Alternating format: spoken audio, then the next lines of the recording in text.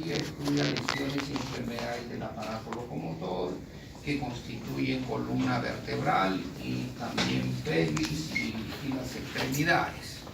O sea, todas las patologías que afectan en esta zona ya corresponde a la traumatología y a la ortopedia en general. Seguimos. Traumatología estudia las lesiones del aparato locomotor causados por un agente traumático, que significa que tiene que haber un antecedente previo, un accidente, una injuria, un daño en diversas formas para producir una lesión, y ese es un ejemplo muy simple de graficar lo que estamos hablando. Y bueno, la ortopedia estudia las enfermedades y las lesiones del aparato locomotor donde no existe el antecedente que origina el agente traumático. Entonces podemos hablar en ortopedia de los procesos degenerativos, procesos tumorales, infecciosos. Pero en el capítulo de traumatología hacemos una revisión de todos los segmentos. El diagnóstico clínico, como llegamos a un diagnóstico clínico, no olvidar que traumatología es ciencia. La medicina es ciencia, la traumatología como parte de la medicina también es una ciencia. ¿Qué significa ciencia? Significa plantear determinadas hipótesis para lograr una tesis. En este caso, la tesis sería el diagnóstico. Nosotros tenemos que saber llegar a un diagnóstico en base a relación, conocimientos, planteamiento de algunas preguntas que nos hacemos y no llegar a esta gráfica de que todo paciente traumatológico no se ha evolucionado clínicamente e inmediatamente pedimos, disculpen la grosería, disparamos las radiografías. Eso no es traumatología. Traumatología no es decir, llegó un paciente perfecto, pídele placa, pídele tomografía y luego vemos, ¿no? Creo que lo mejor es evaluar al paciente, ver el paciente y de acuerdo a eso solicitar el examen correspondiente. Un examen correspondiente está dentro del grupo de los exámenes auxiliares. ¿Qué significa examen auxiliar? Que va a auxiliar al diagnóstico que nosotros ya tenemos como planteamiento. Es importante, el documento principal es la historia clínica. La historia clínica, al igual que todas las historias, tiene ya sus parámetros muy claros. Es un documento de registro de carácter médico y legal. Hace 15, 20 años atrás se conocía la historia clínica como un documento médico, pero ya los últimos 20 años hay una gran demanda de procesos legales, procesos administrativos. Entonces sirve también como documento legal. ¿Qué significa? Si hay alguna mala práctica donde el paciente piensa que ha sucedido una mala práctica, pueden realizar una denuncia legal. Y la denuncia legal es canalizada en el Poder Judicial y llega al juez. Y el juez lo primero que hace es pedir la historia clínica. Y la historia clínica tiene que ser contrastada con protocolos de atención. Y acá dice, usted tal día vio al paciente y no encontró nada. No, yo sí lo examiné, yo sí revisé, le coloqué una fe, pero acá usted no registró nada. Es como si usted no lo hubiese visto. Mire, el juez le sirve como un documento para tomar una decisión. Entonces, la historia clínica es un documento de registro de carácter médico y también a la vez de carácter legal.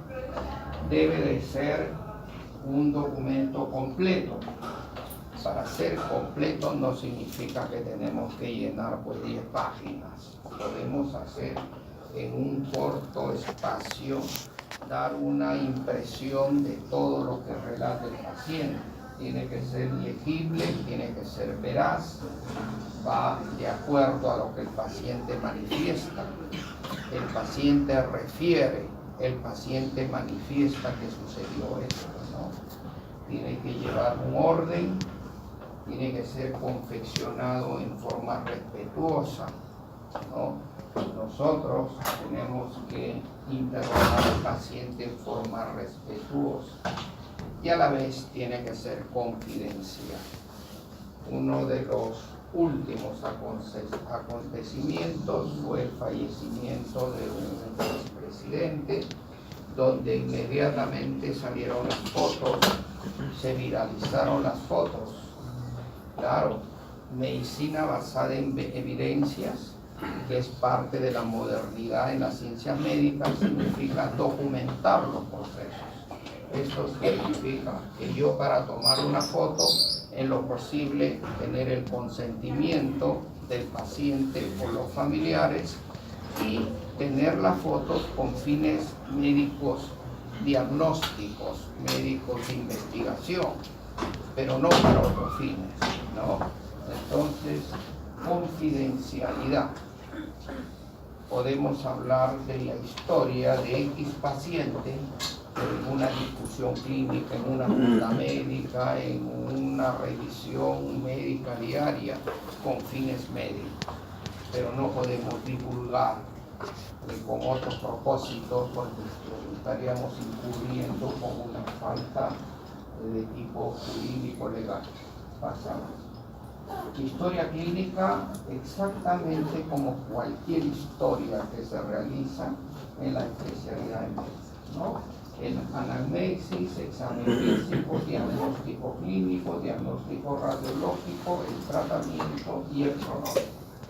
Esto es un flujo a la cual como debe de ser abordado un paciente traumatológico. El interrogatorio es importante, es parte de la empatía, parte de la comunicación que un médico va a tener con el paciente. Nosotros dependemos de la confiabilidad que va a tener el paciente para darnos las informaciones precisas y poder llegar a un buen diagnóstico. Pero ¿qué pasa si nos presentamos irrespetuosamente? No solamente en lenguaje, vocabulario, sino también la presencia. Si a mí se me viene, no hay ningún alumno acá, pero si me viene un alumno todo desarreglado, mire señor, yo con usted no hablo, no, que yo soy el interno, soy el residente que voy a tomar, yo no le doy ninguna información a usted porque no me causa ninguna garantía. Eso ya hay que tenerlo muy en cuenta. ¿Y cuándo hay que tener en cuenta esos detalles? Cuando seamos médicos. No, ya desde ahora. Es por eso que es importante la presentación, aunque no nos guste buscar una imagen de confiabilidad, lo tenemos que hacer porque esta carrera lo exige así. No sé si eso queda claro. Una es la presentación, otro de ellos es pues los valores. Yo, porque soy alumno de la Richie, no voy a entrar a agarrar un historia y caminar por el pasadizo. Lo primero que van a encontrar a la enfermera que los manda a rodar, y en segundo lugar la técnica le da más duro, y el técnico, vamos a lo anterior. Anamnesis, el examen clínico, hay que evaluar al paciente clínicamente, inspección, palpación para poder determinar. Si yo veo un paciente que me dice el día de ayer tuve una caída de mi camarote y mi brazo me dolió y se deformó, y yo a la inspección, traumatismo, deformación, movilidad en un lugar que no corresponde, yo ya tengo el diagnóstico clínico, esto es una fractura, ¿no? A eso se refiere examen físico, diagnóstico clínico.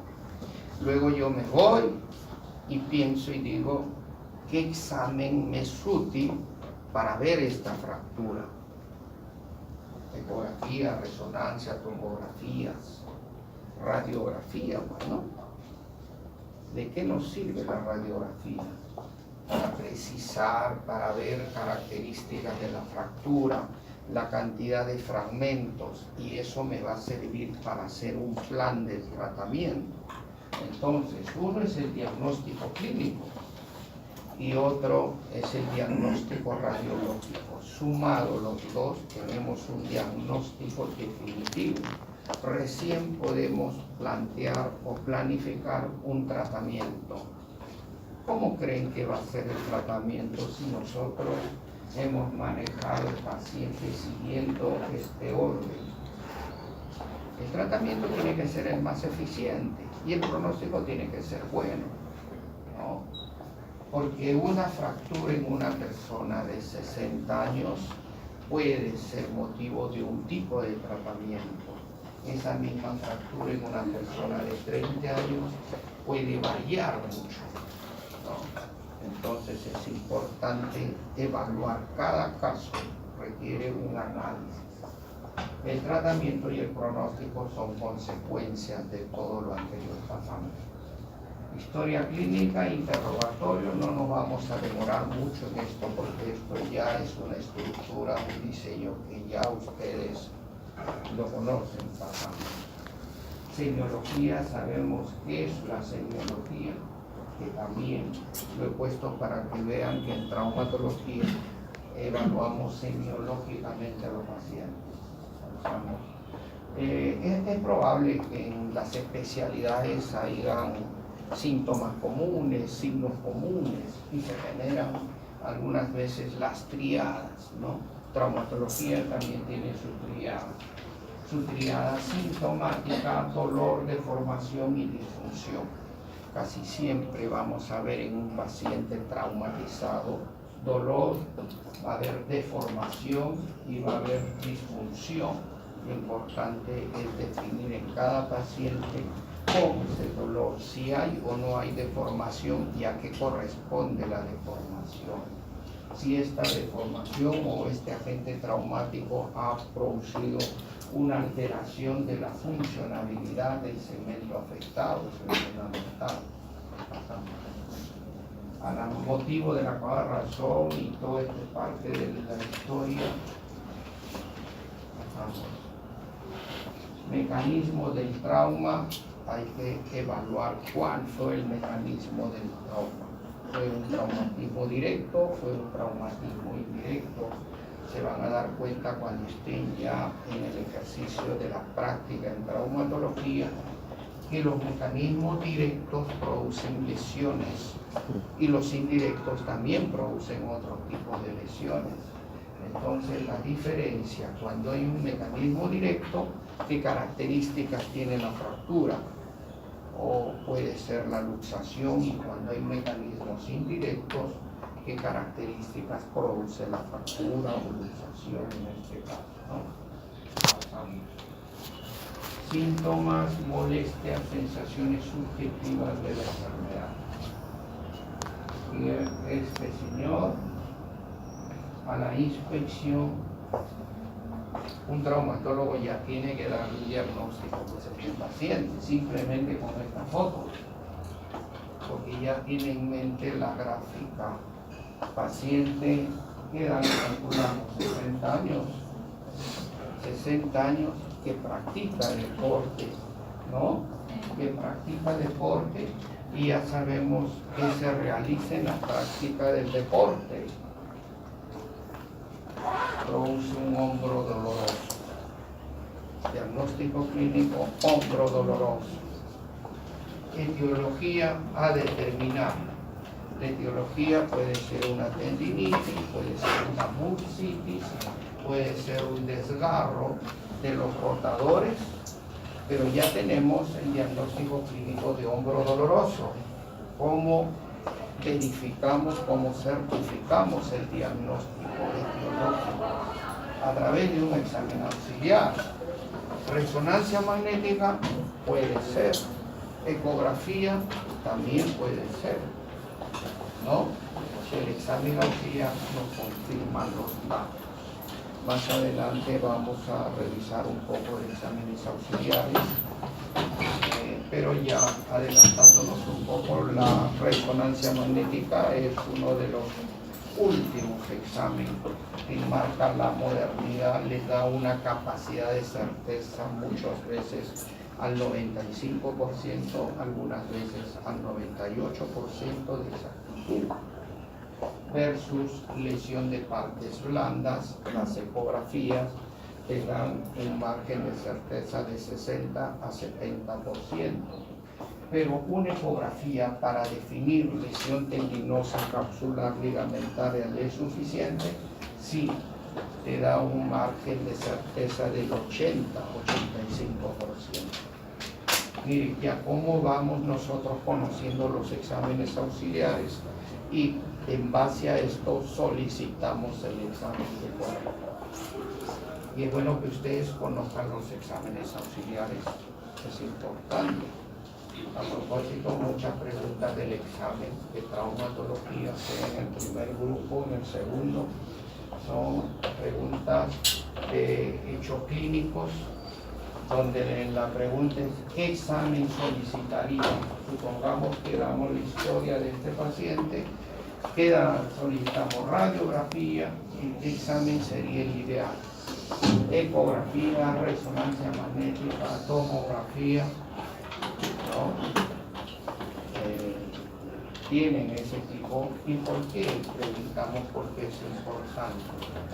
Ustedes van a pasar por una etapa importante que es el internado, y luego van a pasar por otra etapa que también es importante, que es el segundo, y van a tener que definir ustedes para luego ya hacer la interconsulta al médico especialista.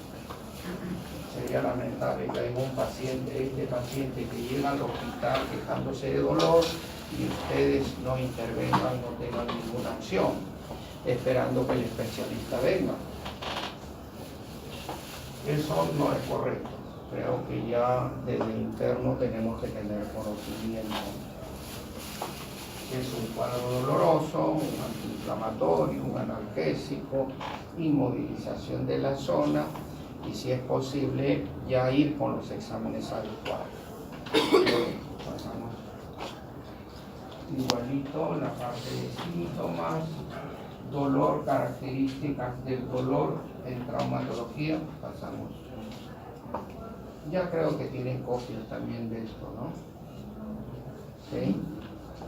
No, ahora queda grabado para que examen físico, talla, peso, es bueno la inspección, palpación. Si hay un problema articular, tendremos que hacer el análisis del rango articular, de la propia articulación en que ha sido afectado. Una cosa es disminuir, la lesión produjo disminución del rango, y otra cosa que te produzca la ausencia del rango articular, sumado a un agente traumático, más aumento de volumen y deformación en el codo. Yo ya no necesito radiografía porque ya estoy frente a una luxación, ¿no? Agente traumático, aumento de volumen en la articulación del codo y deformación, ya es una luxación. Tendríamos que tomar la radiografía y ver qué incidencia nos ayuda más para saber si es posterior, anterior, lateral o medial. La radiografía ya nos determina las otras características, pero el diagnóstico clínico ya solamente con esa evaluación ya la tenemos, ¿no? Pasamos. Semiología, inspección, palpación, movilidad articular, es lo que estamos conversando.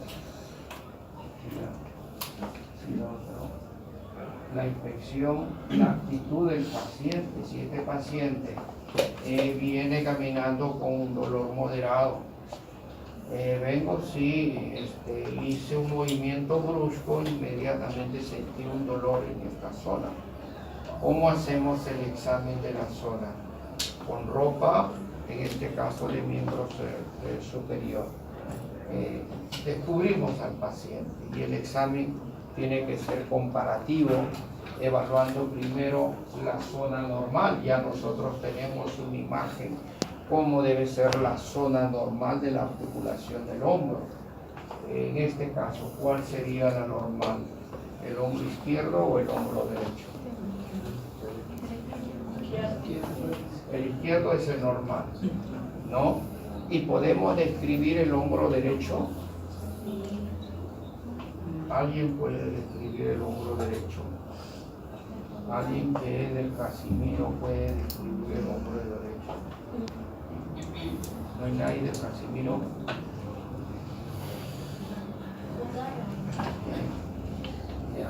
El hombro a la inspección se caracteriza porque hay una convexidad, ¿no? Y en el otro lado hay una concavidad. Inmediatamente pensamos algo no está bien y vemos un signo característico. Esto lo van a dominar ustedes de acá. El signo de la charretera. Aparte, podemos decir, eleve usted el miembro superior izquierdo, levante usted el brazo y levántelo más, abeduzca totalmente. Y aquí lo mismo, pedimos al paciente y no puede, no hay rango articular.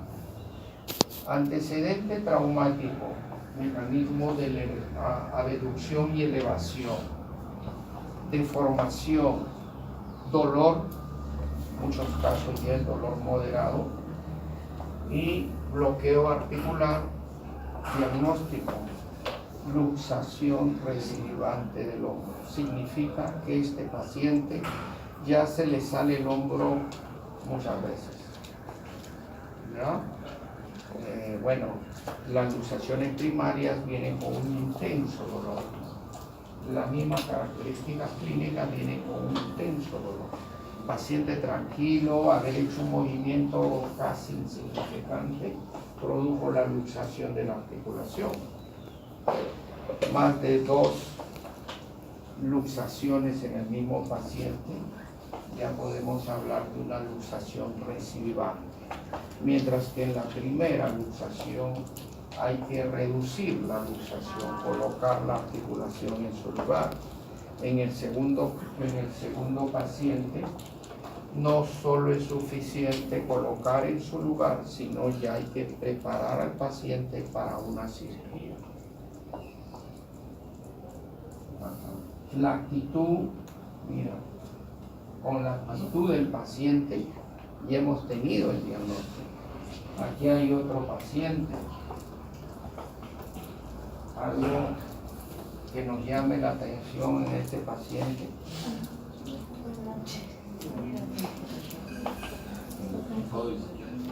El codo izquierdo, alguien, el hombro izquierdo, alguien, uno dijo el codo, la doctora dijo el hombro, alguien da una opinión. ¿Qué segmento es el afectado? Tibia, peroné, fémur, radio, cúbito, húmero.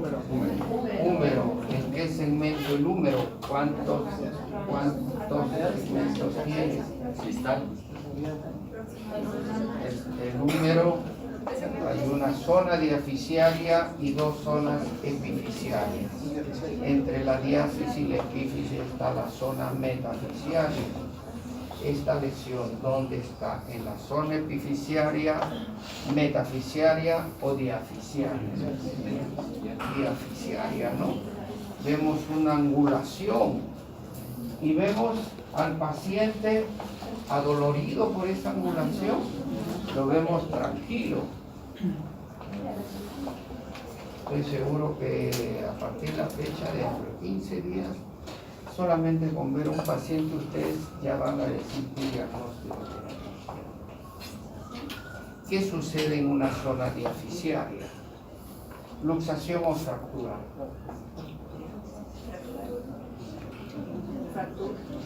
Luxación o fractura en una zona diaficial. Fractura, no sucede luxación porque las luxaciones son propias de las zonas articulares y esta no es una zona articular. Fracturas. Y hay fracturas que no cicatrizan bien. El gran porcentaje de las fracturas diaficiarias cicatrizan bien, tal como el médico espera. Y hay algunas fracturas diaficiarias que no cicatrizan o hacen un retardo de consolidación o hacen una pseudoartrosis.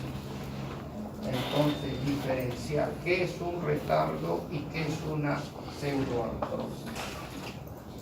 Esto es una pseudoartrosis de la diáfisis del número izquierdo. Pseudo, falsa, artrosis, articulación. En una zona diaficiaria se crea una falsa articulación y lo característico que no produce dolor. O sea, el señor puede vivir 20 años más así y hacer lo que le permita hacer, pero no va a tener dolor. ¿Ya? Solamente a la inspección, el gesto postural, miren la fascia, no hay dolor. A diferencia del retardo, hay movimiento no tan amplio como la pseudoartrosis, pero sí produce dolor. ¿Y en cuánto tiempo se formaría esa pseudoartrosis? Esa es una buena pregunta. Antiguamente uno esperaba los 8 meses para diagnosticar de pseudoartrosis. Posteriormente se redujo a 6 meses. Actualmente, después del tercer, cuarto mes, con una tomografía y la clínica pueden determinar una pseudoartrosis. O sea, se ha cortado el tiempo del diagnóstico de la pseudoartrosis. Hay 3 tipos de pseudoartrosis: hipertrófica, hipotrófica y atrófica. Cada uno con características propias. Tendríamos que tomar la radiografía para ver las características radiológicas y definir esta es una hipertrófica y necesita este tratamiento, o esta es una atrófica, necesita este tipo de tratamiento. Pero el diagnóstico clínico ya es importante de una pseudoartrosis. A la inspección también podemos ver lesiones en piel que ya nos informan cuál ha sido el mecanismo, qué tanto daño tiene la superficie, la parte superficial de la zona de los tejidos óseos. Esto indica un trauma en la zona del húmero proximal. Muchas veces caracteriza a una fractura del húmero proximal. Las zonas equimóticas en la cara medial y cara distal del brazo. Una erosión, una luxación acromioclavicular más una erosión en el hombro. Ojo, si hay una fractura, hay que ver cómo es la lesión de las partes blandas, que es muy importante. Uno es paciente con partes blandas intactas y otro es el paciente con fractura con una lesión superficial o de parte blanda. Y acá que vemos a la inspección también.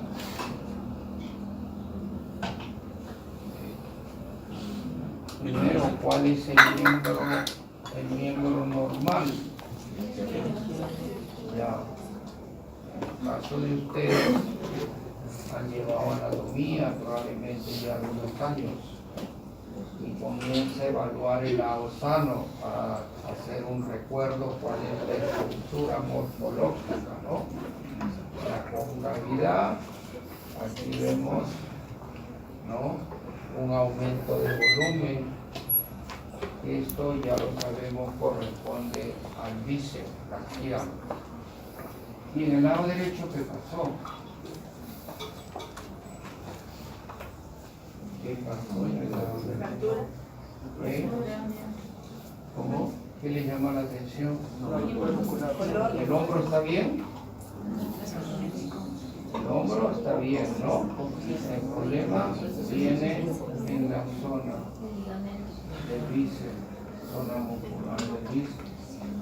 Aquí hay un bíceps ascendido. Esta es una ruptura muscular del bíceps, solamente con el diagnóstico. Y levanta el brazo, va a levantar el brazo sin dificultad. Reafirma la lesión del bíceps. ¿Qué grado de lesión tiene? Y queremos certificar si estamos en lo correcto. ¿Qué examen solicitamos? ¿Alguien tiene otra opinión?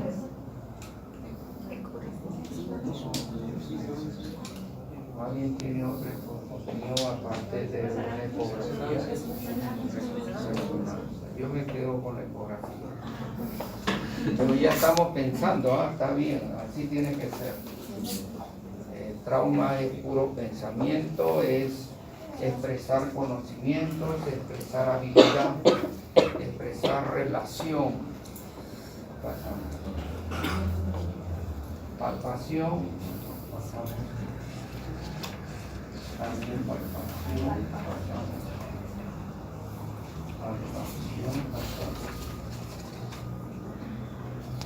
exámenes regionales, hay maniobras especiales para determinada lesión, hay signos que son característicos en determinada lesión,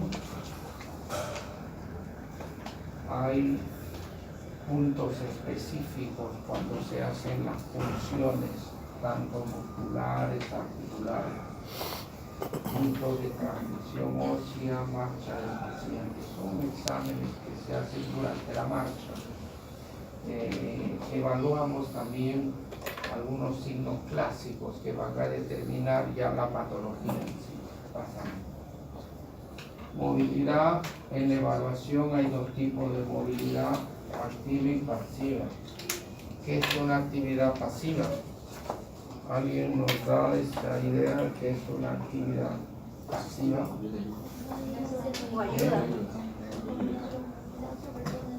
¿Cómo? Cuando alguien externo hace movimiento. O sea, ¿eso es una actividad pasiva? ¿La foto? Sí. Ya, estamos de acuerdo. Si es la activa, el paciente propiamente realiza sus movimientos y de acuerdo al rango de movimiento podemos decir que tiene un rango limitado. También va a favor de lo que podamos estar pensando, ¿no? Exámenes regionales, ya lo mismo pasamos.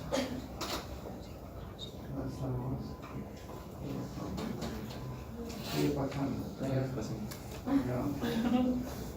No solamente pensar en patologías del tejido óseo ni articulación, sino también tenemos que pensar en lesiones de tipo muscular, evaluar la fuerza. Cuando evaluamos un músculo, evaluamos la fuerza del músculo en relación al otro miembro, evaluamos la tonicidad. Una cosa es tener un tono y otra cosa tener un tono totalmente disminuido, ¿no? Las pruebas neurológicas, la actividad sensitiva, motora, si el traumatismo produjo una fractura y a la vez afectó neurológicamente al paciente y en qué medida lo afectó, en el sector motor o en el sector sensitivo, ¿no? En el sector sensitivo evaluamos la sensibilidad superficial, sensibilidad profunda. Obviamente, generalmente el tema neurológico, algunos podemos darle solución, pero ya tenemos una idea clara para poder solicitar la interconsulta al especialista, porque al especialista también le tienes que transferir un paciente con un historial totalmente claro. Bueno, ¿qué tiene el paciente? No sé, se le ha perdido la sensibilidad y ya usted evalúe, lo vea usted qué hace. No, pero tenemos que tener criterio y conocimiento de la patología para poder solicitar una respuesta mucho más avanzada en la especialidad. No, ¿y ahora qué pasó? ¿cómo se llama eso? Es típico, ¿no? Mano péndula. ¿Y qué lesión es? ¿Cuál? Radial, ¿no? Es propio de radial. Es una evaluación neurológica. Si hay un paciente que tiene un traumatismo, viene la piel tal como es, y a las 24 horas vemos que hay cambios en la coloración, a las 48 horas vemos que ya se pone acartonado, 72 horas inmediatamente aquí hay un problema de tipo vascular.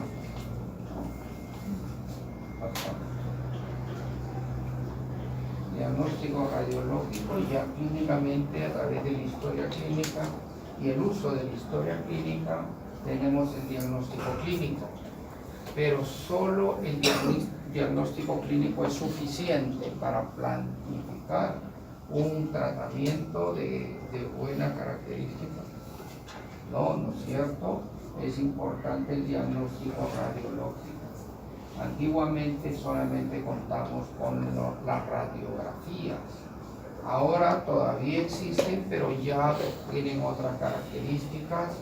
En todo caso, ya han mejorado a través del tiempo y tenemos radiografías simples que generalmente para el segmento es frontal y lateral.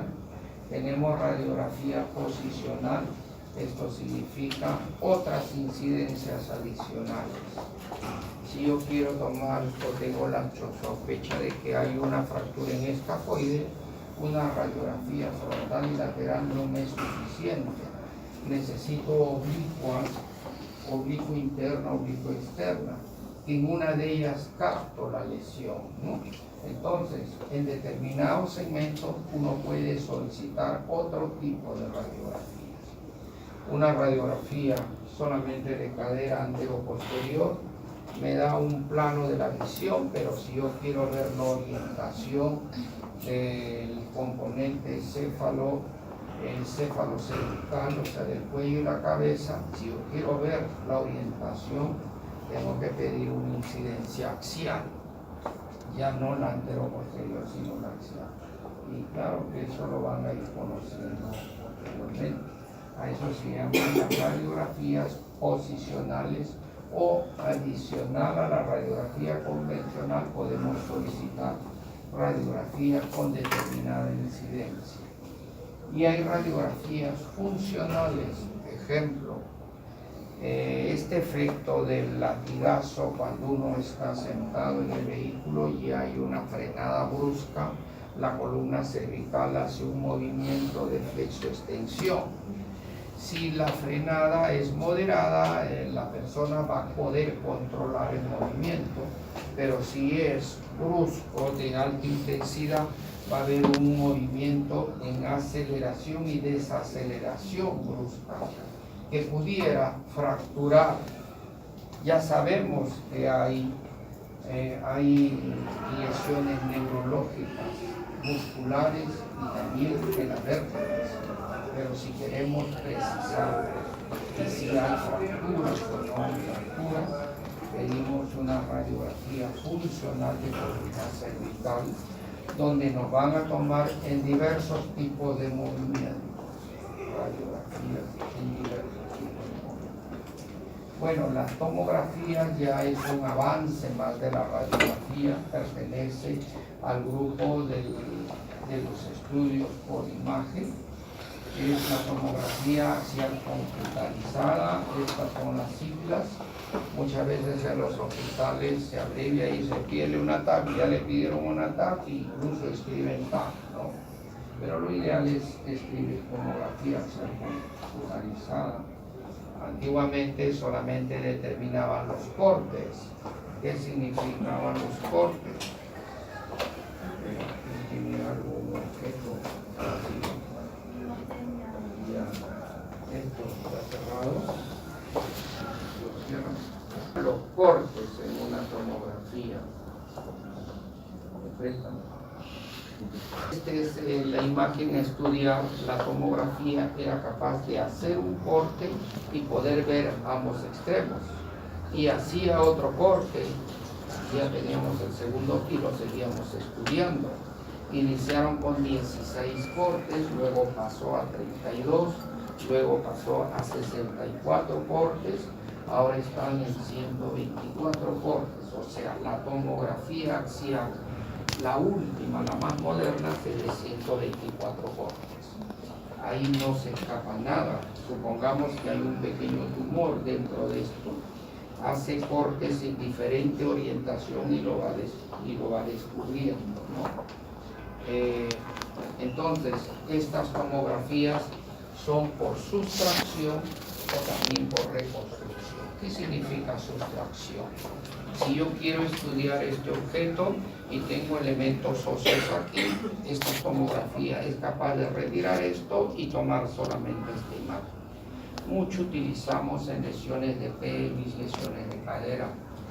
Queremos ver una incidencia, hacemos un corte y solamente estudiamos la parte que no queremos estudiar. La imagen sale mucho más nítida.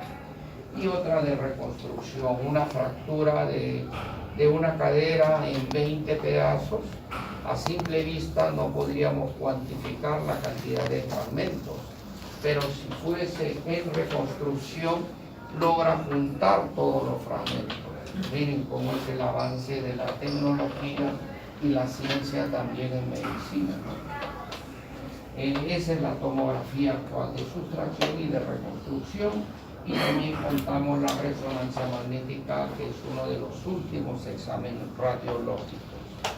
Solamente con decir en tejidos blandos le da una precisión de 95-98%, que eso es bastante. ¿Ya? Podemos diagnosticar no solamente tejidos blandos articulares. Claro que estas son grandes máquinas, que hay lugares muy especiales en las cuales uno puede conducir al paciente. El costo también es muy elevado. Algunos hospitales tienen tercerizados, algunos tienen, y hay lugares privados que los tienen, versus al estudio de partes blandas de una ecografía, que es mucho más fácil de conseguir. Yo creo que todos los hospitales tienen, incluso hay hospitales que tienen 2 o 3 tomógrafos.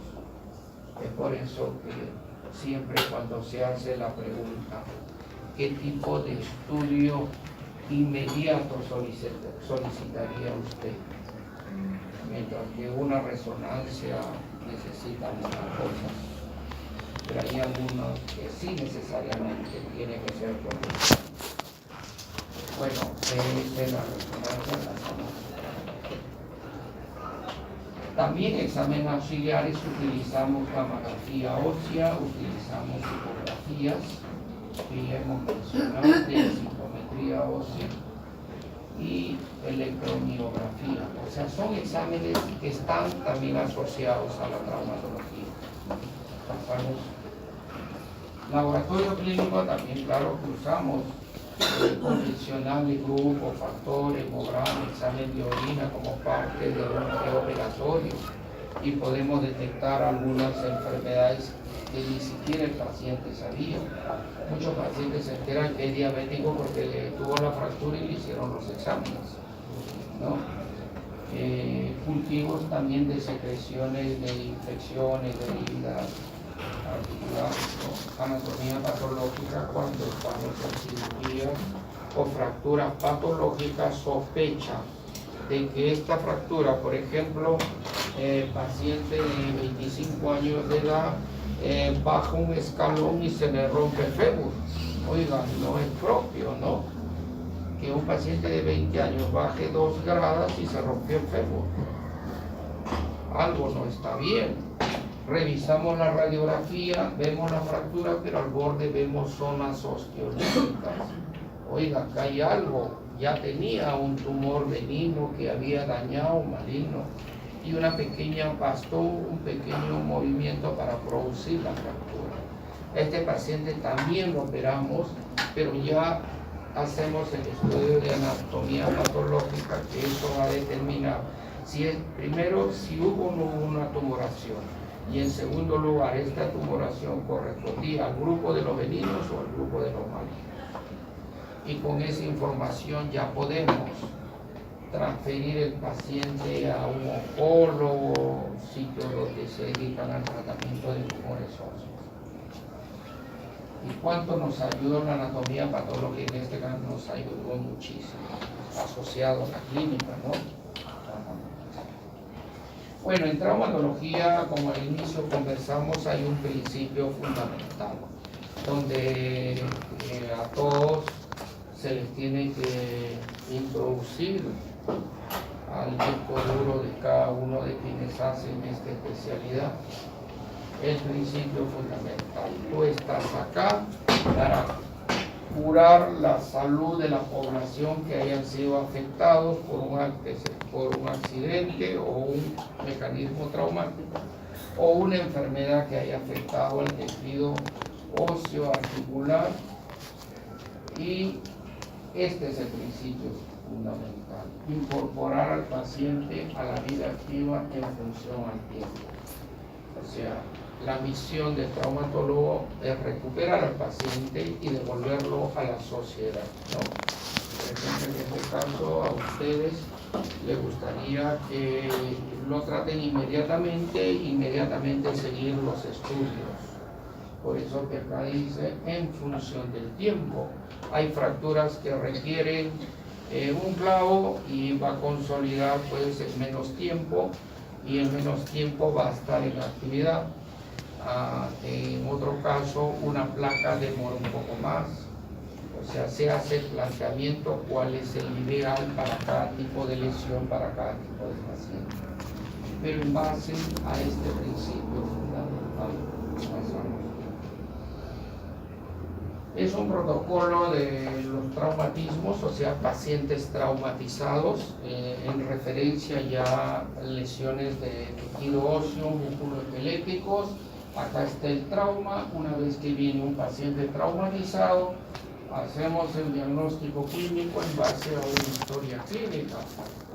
Bueno, en paciente traumatizado, pues no vamos a hacer un interrogatorio y que demore 1 hora, tampoco. Puede ser en 2-3 minutos y llegar a un diagnóstico clínico. Podemos decir, ¿hay una fractura expuesta? Sí, clínicamente lo determinamos en el momento.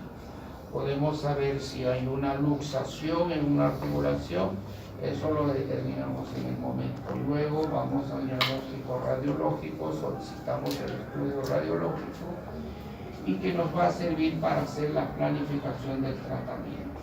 En el caso de fractura de articulación, lo principal es darle la estabilidad. En el caso de una articulación, reducimos y tenemos una articulación estable que permita recuperar la función y el movimiento. En el caso de una fractura, utilizamos elementos a través de la cirugía que nos permita darle una estabilidad a la fractura para que pueda hacer su rehabilitación. O sea, elemento importante del tratamiento, la estabilidad y la rehabilitación precoz. ¿En qué momento comienzo a movilizar la zona afectada? Y ya sabemos todos que cuanto antes movilicemos la zona afectada es lo ideal para el paciente. El resultado va a ser un buen resultado de la función de la zona afectada.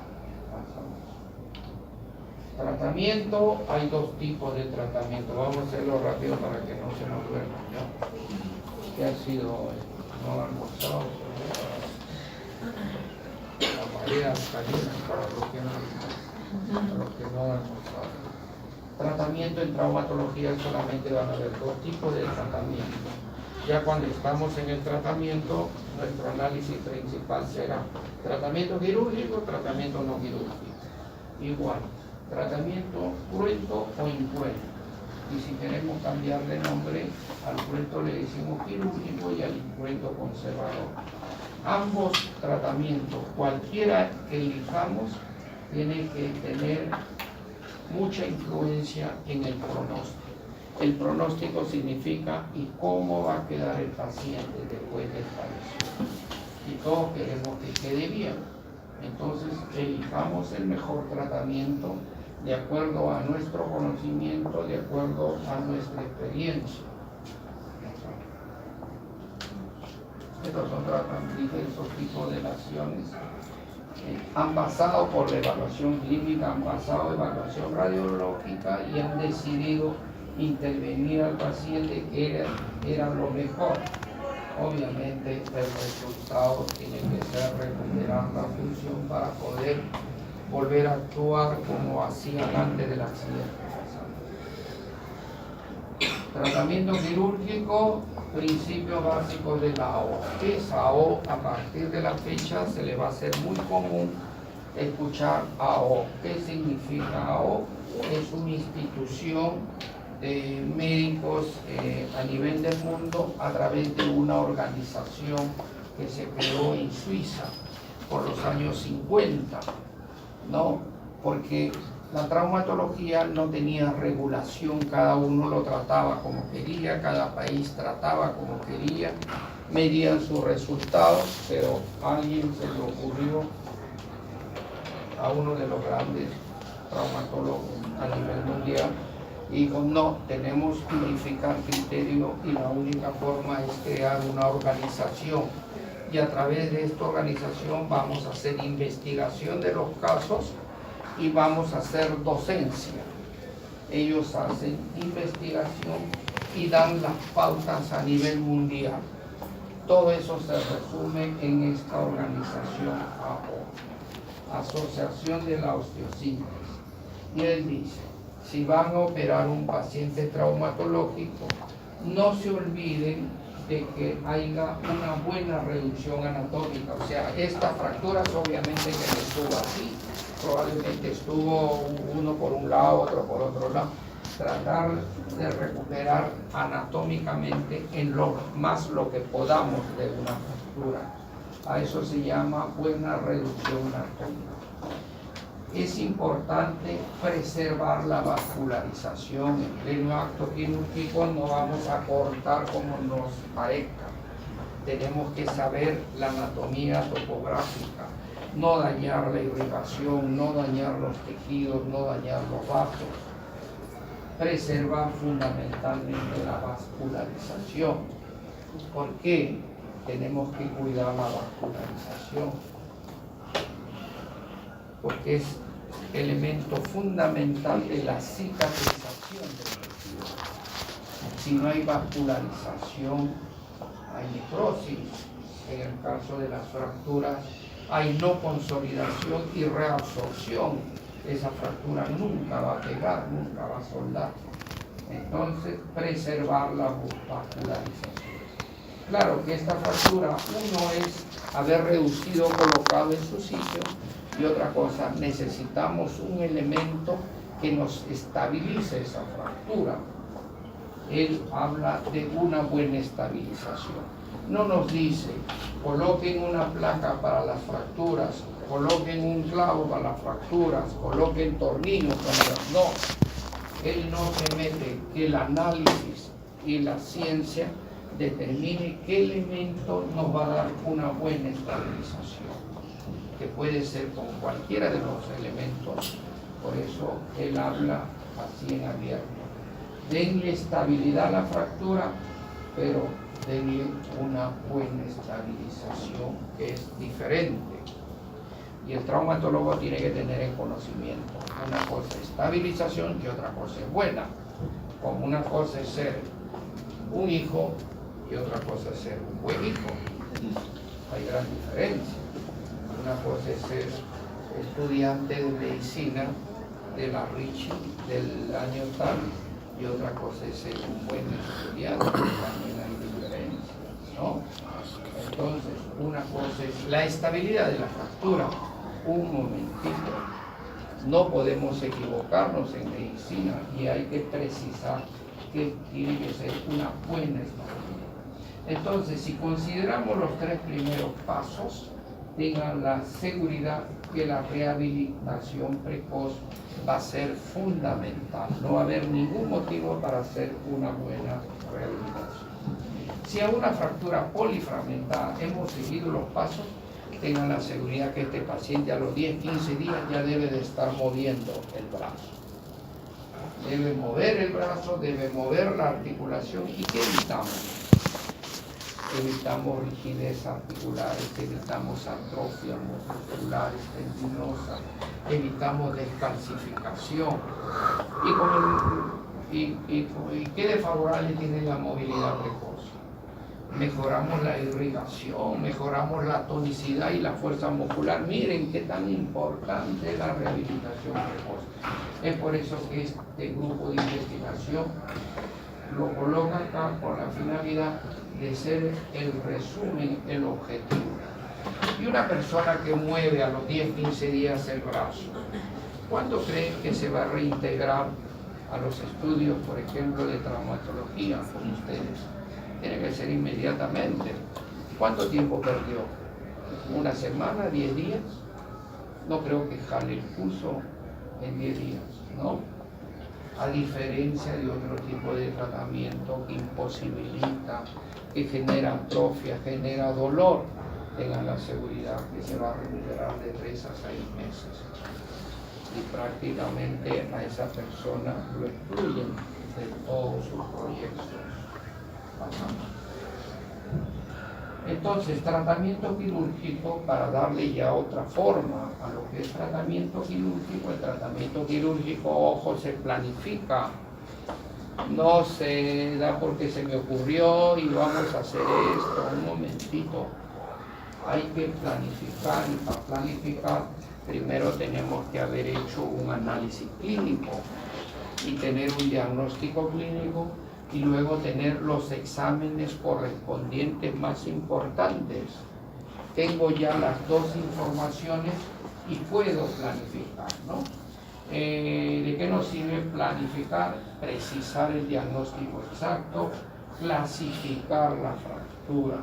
Todas las fracturas tienen una clasificación y van a encontrar clasificación, y va a ser importante que ustedes sepan clasificación. ¿De qué nos sirve clasificar? También para ver el diagnóstico preciso, para ver el tratamiento y para hablar del pronóstico. Una fractura tipo A no va a ser igual a una fractura tipo D. La fractura A, el tratamiento es más sencillo, la D es más complejo. El tratamiento de la fractura tipo A, la recuperación va a ser en 1 mes, la tipo D va a ser 4 meses. Entonces, no pueden ser iguales los tratamientos, no pueden ser iguales el pronóstico, no puede ser igual la incorporación del paciente, cada uno es distinto. Para eso nos sirve la clasificación. En el caso de pacientes quirúrgicos tenemos que conocer la anatomía topográfica, la anatomía quirúrgica, saber dónde hacemos los cortes. Tenemos que saber conocer qué materiales de osteosintes vamos a usar, si es placa, qué tipo de placa, si es tornillo, qué tipo de tornillo, si es clavo, qué tipo de clavo vamos a usar. Y lo más importante desde mi punto de vista, elegir el momento quirúrgico. ¿Qué significa momento quirúrgico? ¿Alguien tiene una idea qué es un momento quirúrgico? ¿Cómo? Cuando se opera el paciente, no es igual operar a la semana que operarlo al mes. No es igual operar los 10 días que operar al mes y medio. ¿Qué sucede cuando operas una fractura a los 10 días? Todavía hay irritación. Los huesos van a la consolidación. ¿Cuál es un promedio de tiempo? Después de un promedio de tiempo, el hueso va a la reabsorción. Entonces, difícilmente va a cicatrizar por mejor operación que hayamos hecho, ¿no? Una fractura de cadera en una paciente de 70 años, operado al mes y medio, eso está como una cáscara de huevo.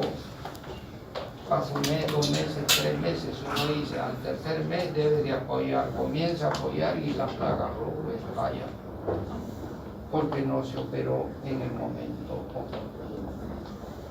Ejecución, hay que conocer la colocación del paciente, qué tipo de abordaje se va a realizar, qué tipo de técnica quirúrgica y cómo haces el cierre de los planos. Si hacemos todo esto, obviamente el resultado va a ser bueno, ¿no? Bueno para el paciente. Fractura, planificación del tratamiento. ¿En qué consiste el tratamiento? Restaurar la anatomía, era uno de los principios de la O. Hay que cuidar, si el paciente antes de la operación tenía fuerza, al final de la operación tiene que seguir teniendo la fuerza. Hay que tener en cuenta una buena estabilidad en la fractura. Hay que recuperar la funcionalidad de la zona afectada. En lo posible, cuando operamos, tenemos que estar pensando en evitar complicaciones a través de la operación. Y la recuperación precoz es otra de las cosas que tenemos que tener en mente. Lo voy a operar para que dentro de poco ya comience a mover o comience a funcionar el segmento afectado. Pasamos. Buena estabilidad, rehabilitación precoz. Parece que el amigo o ellos ya sabían hace mucho antes de buena estabilidad y miren, se entabliaban y comenzaban a caminar. Dando el video, oye, lo que tú hablas no es nuevo, eso ya lo hacíamos nosotros desde hace ciclo anterior. Pasamos. Rehabilitación, recuperar no solamente el rango articular, sino recuperar al paciente desde el punto de vista de la funcionalidad de la zona afectada. Eso es rehabilitación. ¿Quiénes van a rehabilitación? Pacientes por la enfermedad, por la lesión, por el acto quirúrgico, han disminuido el rango articular. Voy a rehabilitación para recuperar el rango articular. Pacientes que tengo dificultad a la marcha por efecto del accidente o el tratamiento, voy a rehabilitación a recuperar la marcha, ¿no? Esto es parte del manejo de rehabilitación, cómo miden los rangos articulares en un paciente con una lesión en miembro superior, pero progresivamente ya recuperan la funcionalidad. Patologías más frecuentes, no solamente hay fracturas que afectan el aparato musculoesquelético, sino hay enfermedades degenerativas como la artrosis, enfermedades inflamatorias como el reumatismo, la artritis, hay enfermedades metabólicas como la gota, infecciosas, piógenas, tuberculosas, y también hay enfermedades tumorales que hay una gran variedad, ¿no? Van a tener clases. Patología traumática, volvemos a lo que estuvimos viendo, parten desde las contusiones, los desgarros, las fracturas. Y las fracturas hay que evaluar desde el punto de vista o del grado de estabilidad e inestabilidad. De acuerdo a la posición de los segmentos fracturados, pueden haber desplazadas, pueden estar cabalgadas o pueden estar anguladas. Desde el punto de vista del estado de la piel, hay fracturas cerradas y hay fracturas abiertas. De acuerdo al trazo de la fractura, puede ser de trazo transversal, longitudinal, oblicuos, en ala de mariposa, pueden estar polifragmentadas.